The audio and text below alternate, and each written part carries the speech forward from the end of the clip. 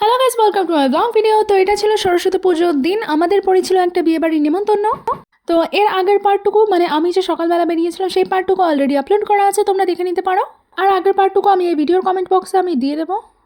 তো এটা ছিল আমাদেরই পাড়ার একটা মানে দিদির বিয়ে, মানে ঠিক করে দিদিও না, আমার থেকে 1 মাসের বড় জাস্ট মেয়েটা, বাট আমি দিদি বলি কারণ যাই হোক একদিনের বড় হলেও তো বড়।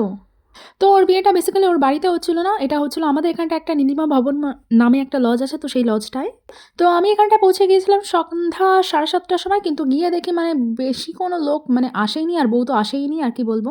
তো তার জন্য আর কি নেই কাজ তো খই ভাজ। তো আমি আমার মাকে বলছিলাম কয়েকটা ফটোস অ্যান্ড ভিডিওস দিয়ে দিতে, তো তার জন্য আমার মা এখানটা আমাকে ফটোস ভিডিওস তুলে দিচ্ছিল। আর আমার মাকে কোনো সময় ভালোভাবে ফোনটা দিলে ভালোভাবে ছবি ভিডিও তুলতে পারে না, তো কোনো সময় মানে বের হয়ে যায় ভালো ছবি ভিডিও, এটাই আর কি। আর এখানটায় তো আরেকটু পরে লোকজন আসলে এখানটায় আমি তো বসতেই পারবো না, ছবি তুলতেই পারবো না, তো তার জন্য যখন ফাঁকা পেয়েছিলামই তো এখানটায় বেশ কয়েকটা ছবি ভিডিও নিয়ে নিয়েছিলাম। আর আমার পেয়েছিল ভীষণই খিদে, আর আমি সরস্বতী পুজোর দিন সকালবেলায় আর কি আমি বিশেষ কিছুই খাইনি, শুধুমাত্র চুরমুর ফুচকা এইসব খেয়ে আমি সারাদিন ছিলাম, আর আইসক্রিম খেয়েছিলাম। তো তারপরে আমি জলদি করে নিচে গিয়ে আমি এখানটা থেকে ফুচকা খেয়ে নিয়েছিলাম, আর ফুচকাটা অসম্ভব টেস্টি হয়েছিল। আর তারপর আমি নিয়ে নিয়েছিলাম 2 প্লেট পাকোড়া, কারণ হচ্ছে খেতে বসতে তো একটু লেট করবোই, তো তার জন্য আমি 2 প্লেট পাকোড়া নিয়ে নিয়েছিলাম। আর দেন আমি পাকোড়া খাওয়া কমপ্লিট করার পর নিয়ে নিয়েছিলাম এখানটা গরম কফি, কারণ শীতের মধ্যে আর কিছু ভালো লাগুক আর না লাগুক কফিটা তো বেস্ট লাগে আমার কাছে। তো কি আর বলবো, আমার এই প্রথম কোনো বিয়ে বাড়িতে এসে এত বোরিং ফিল হচ্ছিলো, মানে বলার মতো না, মানে কোনো লোকজন আসেনি। তো দেন আমরা আবার কফি পকোড়া এসব খাওয়ার পর আমি আবার উপরে চলে এসেছিলাম, আর তারপরে আরও 1 ঘন্টা পর আমরা 9:30টার দিকে খেতে বসে পড়েছিলাম, কারণ আমার তো বললামই আমি সকালবেলা কিছু খাইনি বিশেষ। তো দেন এখানে প্রথমে দিয়ে দিয়েছিল ডিমের ডেভিল।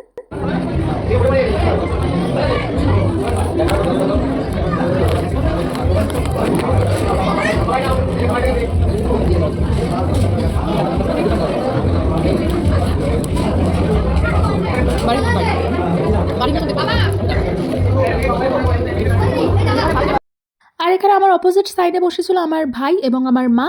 আর সত্যি বলতে দারুণ টেস্ট হয়েছিল ডিমের ডেভিলটা, তো আমি তো মন ভরে খাচ্ছিলাম, আর খিদে পেটে তো সব কিছু ভালো লাগেই। আর এমনিতেও রান্নাবান্না খুবই টেস্টি হয়েছিল, ওদের প্রত্যেকটা আইটেমই বেস্ট দারুণ ছিল। আর এই দিনকে আমার লুকটা কেমন লাগছিল বিয়ে বাড়িতে তোমরা কমেন্টে আমাকে জানাতে পারো অবশ্যই। তো আর তারপরে চলে এসেছিলো ভাত, ডাল আর আলুর ভাজা, মানে ঝুরি আলু ভাজা আর কি। তো এটা খেয়ে প্লেটটা হাফ পরিষ্কার করার পর চলে এসেছিলো পাতে আমাদের নেক্সট আইটেম।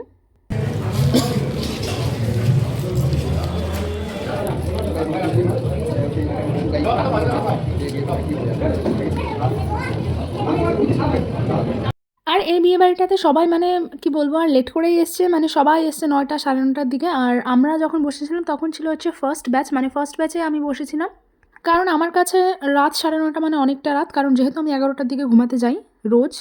তো ডাল ভাত শেষ করার পর চলে এসেছিলো ইঁচড় চিংড়ি, আর এই আনসিজনে ইঁচড় চিংড়িটা খেতে যে কি দারুণ লাগছিল, টেস্টি তা বলার মতন না। দেন ওটা শেষ করার পর পড়ে গিয়েছিল হচ্ছে দই কাতলা, যেটাও আমার কাছে অসাধারণ লেগেছে।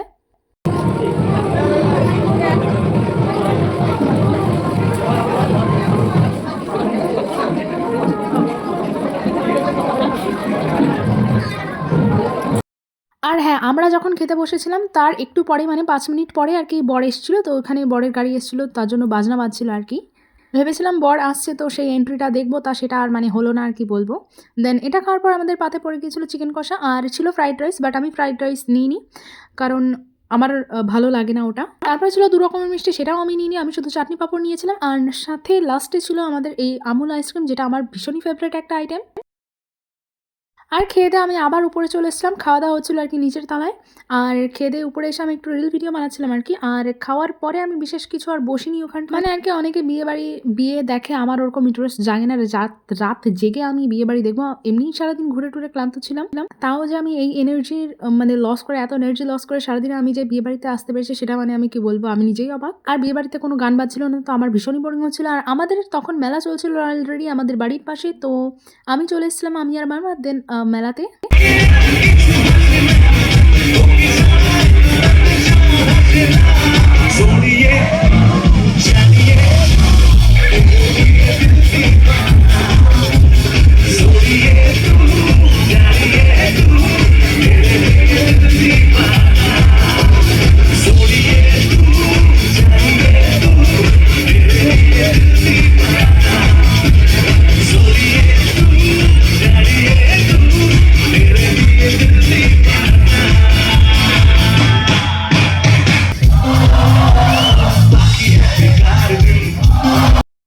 আমাদের এখানটা এই ফেমাস সারেগামাপার সিঙ্গার এসেছিলো, তো আমার মনে নেই ঠিক ওর নামটা, রাহুল দত্ত নাকি একটা আই থিঙ্ক ছিল। তো বেশ সুন্দর সুন্দর গান গাচ্ছিলো। তো দেন এখান থেকে মেলা দেখার পর আমি ডাইরেক্ট চলে গিয়েছিলাম বাড়ি, আর আমি আর ব্লগ ভিডিও বানাইনি, কারণ আমার মধ্যে আর বিশেষ কোনো এনার্জি ছিল না ভিডিও করার। তো এটুকুই ছিল আমার ব্লগ ভিডিও কেমন লেগেছে কমেন্টে আমাকে অবশ্যই জানিও, আর আরও এরকম ব্লগ ভিডিও পেতে হলে আমাকে অবশ্যই ফলো করে দিও।